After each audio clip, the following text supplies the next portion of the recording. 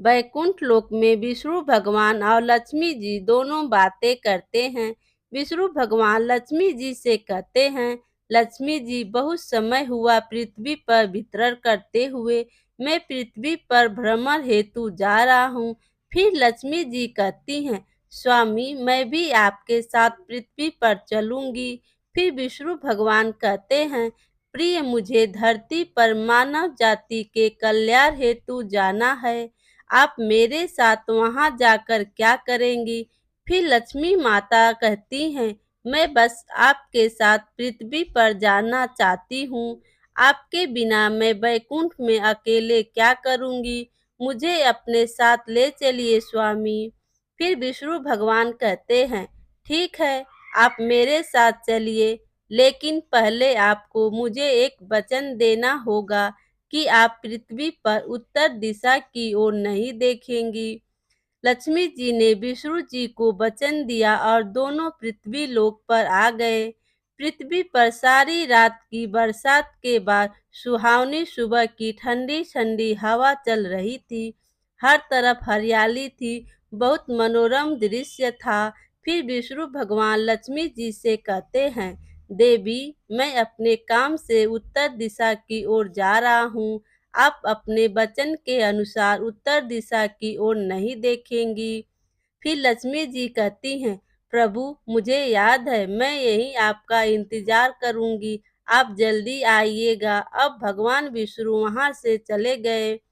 माता लक्ष्मी मनोरम दृश्य देखते हुए भगवान विष्णु से किया अपना वादा भूल गई और उत्तर दिशा की ओर चलती हुई एक सुंदर सरसों के खेत में पहुंची और उस खेत में उन्होंने कुछ सरसों के फूल तोड़कर अपना श्रृंगार किया और वहीं पास में गन्ने का खेत था।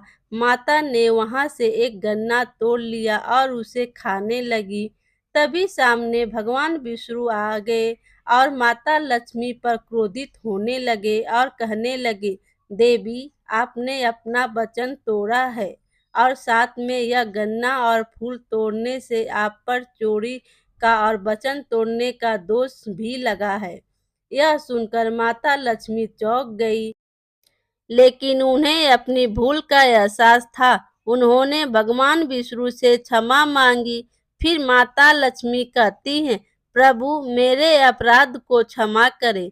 फिर विष्णु भगवान कहते हैं, नहीं देवी, तुम पर चोरी का दोष लगा है, इसलिए तुम इस खेत के मालिक के यहाँ 12 वर्षों तक सेवा करोगी, तभी तुम्हारा यह दोष मिट पाएगा।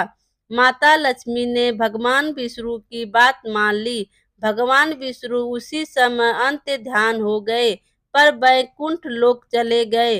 अब माता लक्ष्मी ने अपना स्वरूप एक गरीब औरत का बनाया और खेत के मालिक के यहाँ पहुंच गई। खेत का मालिक राघव बहुत गरीब था। उसके पास सिर्फ एक खेत ही था और एक टूटी फूटी झोपड़ी थी, जिसमें वह अपनी पत्नी और 4 बेटियों के साथ रहता था। माता लक्ष्मी साधारण स्त्री के रूप में राघव के पास पहुंची और बोली, भाई मेरा नाम लक्ष्मी है, कृपया मुझे कोई काम दे दो। फिर राघव कहता है, अरे बहन, मैं तुम्हें क्या काम दूंगा, मैं तो खुद 2 वक्त की रोटी बड़ी मुश्किल से जुटा पाता हूँ। फिर माता लक्ष्मी कहती हैं, भाई मैं कई दिनों से भूखी हूँ, मेरी देखभाल करने वाला कोई नहीं है, मुझे अपने पास रख लो।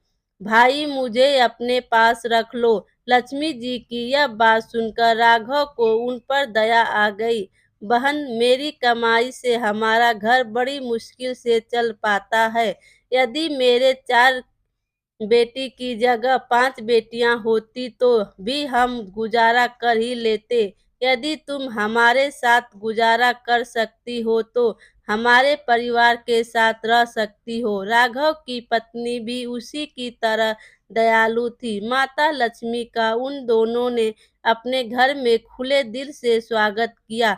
जो भी थोड़ा बहुत रूखा सूखा घर में होता वह सब मिल बांट कर खा लेते।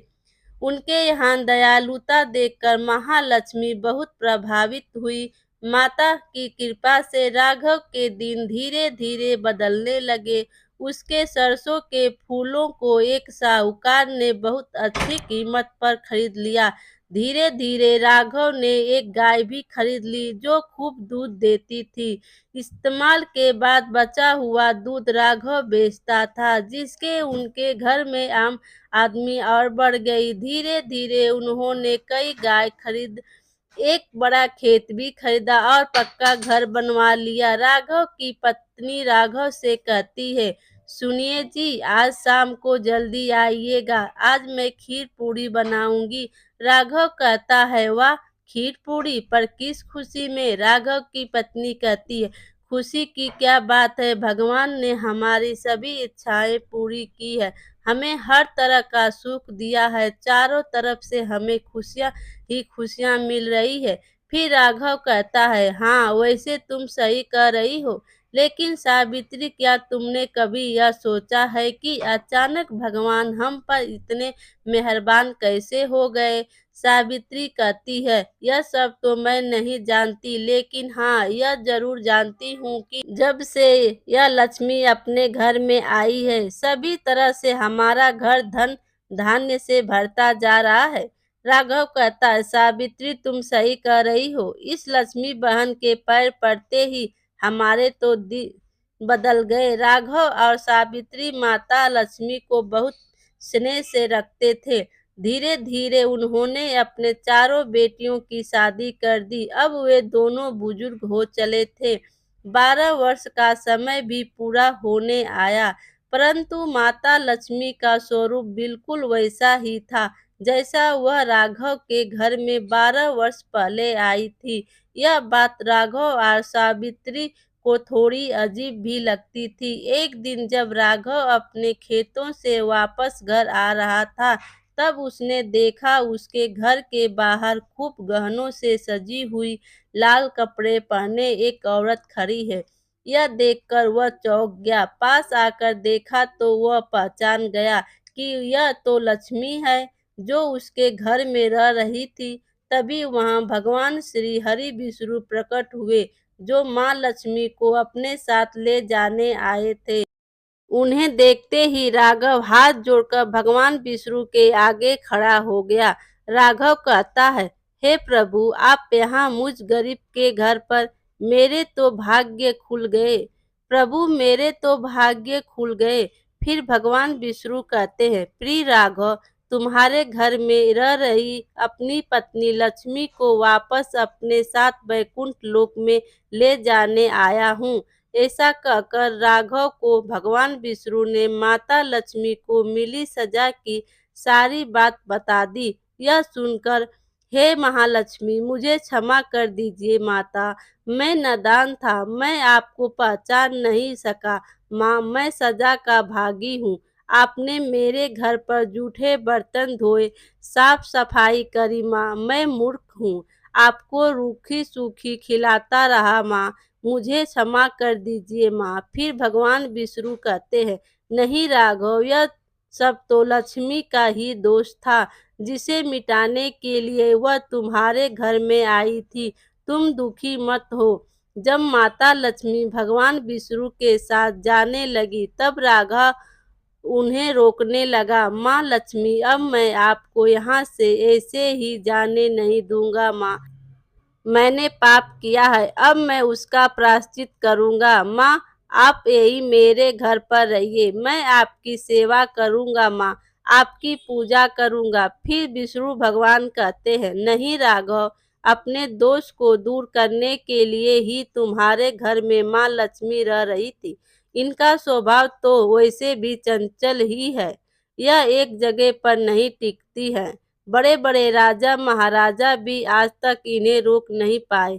राघव फिर भी हट करता रहा। फिर माता लक्ष्मी बोलती हैं, हे राघव, यदि तुम मुझे रोकना चाहते हो तो सुनो, धनतेरस के दिन तुम अपना घर अच्छे से स्वस्थ रखना, रात्रि के समय घी का दीपक जलाना, तब मैं तुम्हारे घर आऊंगी, तब तुम मेरी पूजा अर्चना करना। राघव कहता है, जो आज्ञा माता, जैसा आपने कहा वैसा ही मैं करूँगा। माता लक्ष्मी भगवान विष्णु के साथ वैकुंठ लोक पर चली गई।